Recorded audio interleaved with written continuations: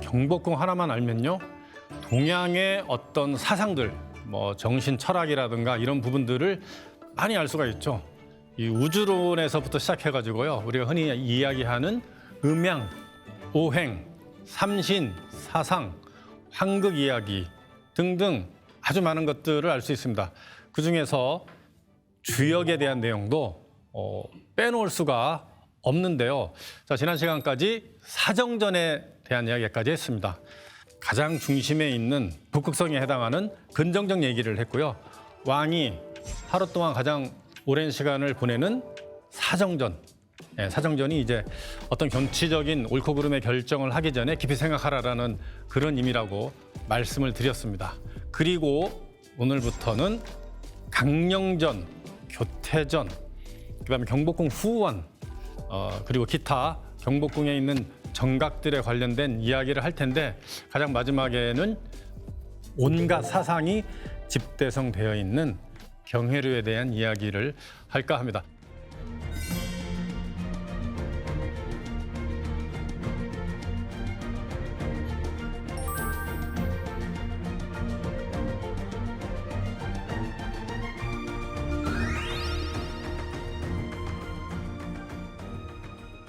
자, 사정전에서 강령전을 들어가기 전에 향오문이라고 하는 문을 지나게 됩니다.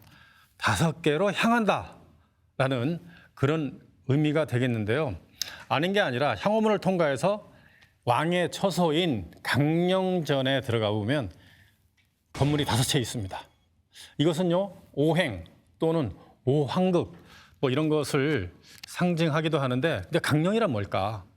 사극에 보면은 폐하 강령하시옵소서라고 하는 그런 대화를 하는 장면이 나오는데, 강령이 편안하시옵소서라는 뜻인데, 강령 또는 황극, 이런 얘기는 어디서 나올까?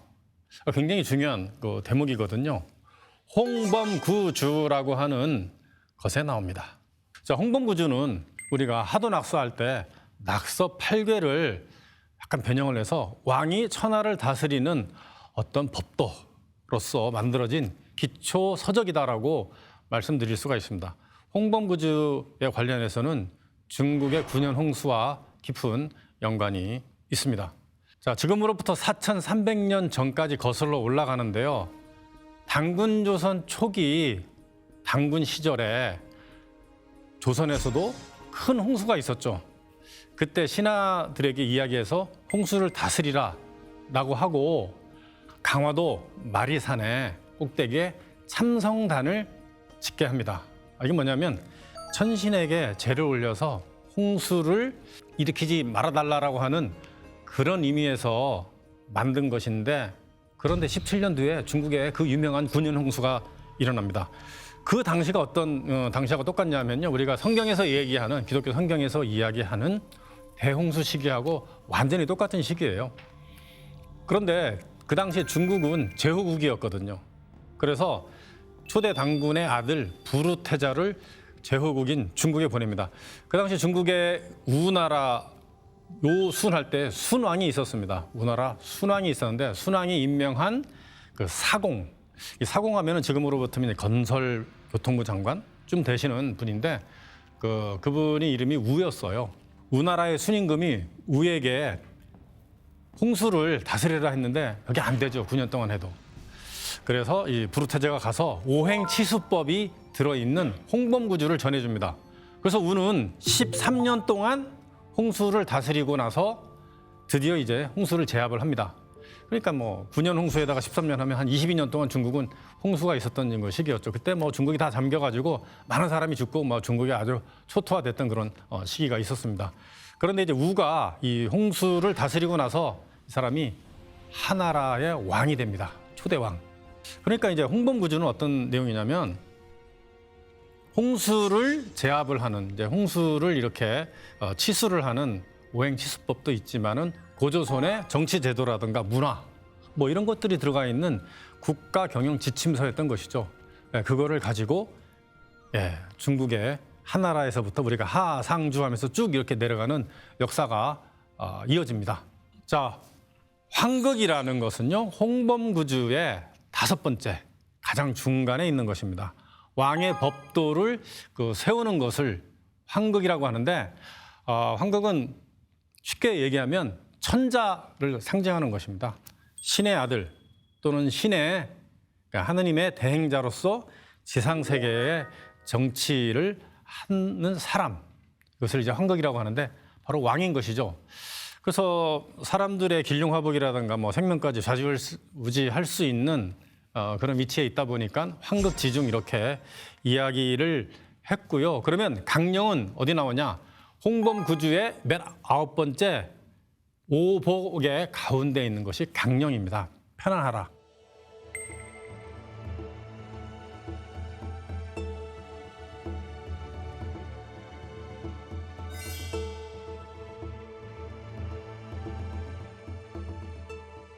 조선 왕조를 만든 정도전이 강령전을 만든 거에 대해서 이렇게 얘기합니다. 자, 백성을 다스리는 왕은 마음을 바르게 하고 도덕을 쌓아서 황극을 이루면, 그러니까 국가를 다스리는 어떤 법도를 세우면은 오복을 누릴 수 있습니다. 그래서 왕의 처소를 강령으로 지었습니다라고 이렇게 얘기합니다. 근데 강령은 이제 편안하다라는 그런 의미라고 했는데, 근데 강령 하나로 오복이 다 이루어지는 것은 아니죠.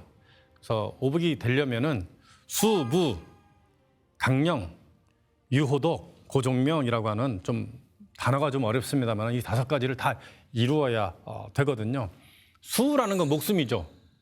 왕이 오래 살고, 그다음에 부, 풍족하게, 부유하게 살고, 근정 이제 편안하고, 그러니까 유호덕, 덕 쌓기를 즐겨하고, 그다음에 고종명, 천수를 누리다가 명을 다해서 죽으면 그게 오복이다. 그래서 왕이 오복을 누려야 백성들도 편안하다 이거죠. 백성한테 혜택이 들어간다. 뭐 상식적으로 생각하면 당연한 것이죠. 자, 그래서 왕은 하늘을 대신해서 지상 세계를 다스리기 때문에 자연의 이치에 따라서 지상 세계를 다스려야 됩니다. 자연의 이치를 따라야 되고요. 그러다 보니 이제 동쪽은 이제 봄을 상징하고 서쪽은 이제 가을을 상징하지 않습니까? 봄에 생명이 태어나기 때문에 동쪽에 있는 처소의 이름을 연생전, 그 날 생자가 들어가 있는 그 정각의 이름을 지었고요. 서쪽에는 경성전, 이룰 성자, 열매가 이루어져서 이제 뜻이 이루어진다라는 그런 의미로 세웠습니다. 강령전의 그냥 본체 건물만 해도 160평이고요. 주변 정각하고 부속 건물 5채 다 합치면 한 400평 정도 되는 굉장히 넓은 공간이 되겠습니다. 그러니까 근정전도 굉장히 크지만 강령전도 굉장히 크다. 높이는 이제 한 3층 높이 정도.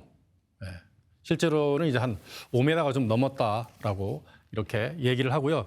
그 앞에 월대가 있습니다. 월대는 뭐냐면 밤에 이렇게 달을 쳐다보는 것을 월대라고 하는데, 근정전에도 월대가 있었고요. 물론 또 이제 수정전이라는 곳이 있습니다. 거기도 이제 월대가 있긴 한데, 어쨌든 이 월대는 왕이 개인적으로 머무는 공간이고 외부인들이 함부로 못 들어오는 그런 곳이기 때문에 형제들이라든가 이런 분들을 초대해서 잔치를 벌이고 했던 곳이기도 하죠. 세종대왕이 특히 이제 그런 행사를 많이 했다고 하는데요. 이 월대에 나와서 자신의 그 스승인 맹사성께서 저 멀리 그 집에 보이는 집에 있었거든요. 저 멀리에 언덕 위에. 거기서 이제 불 끄고 주무시는지 안 주무시는지 월대에 살펴봤다고 해요. 불 끄고 주무시면은 세종도 그때 자고, 계속 불 켜져 있으면은 공부를 했다고 합니다. 자, 강령전에는 아주 특이한 그 구조의 지붕이 있습니다. 이렇게 그냥 스무스하게 넘어가는 무량각 기법으로 만들었습니다. 이게 굉장히 어려운 방법이에요. 건축 기법이 어렵습니다. 그래서 굉장히 신경을 많이 쓴 거고,